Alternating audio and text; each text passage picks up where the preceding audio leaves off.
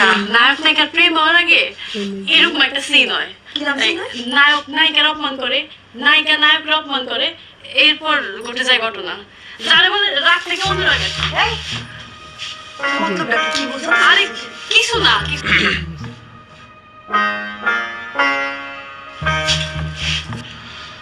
যাই হোক, তোমরা অনেক বুদ্ধিমান। কি সুন্দর বুদ্ধি করে ছোট মামার কাছে আমার হেনস্থা করলে। দেখ, আমি তাদের কিছু মাইন্ড করিনি।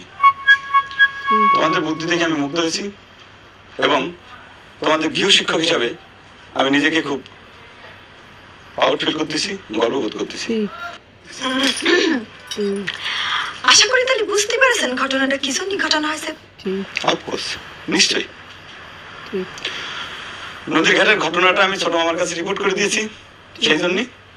আর তোমার আমি এই গ্রামের সবচাইতে অকীর্তি ছাত্রী বলেছি।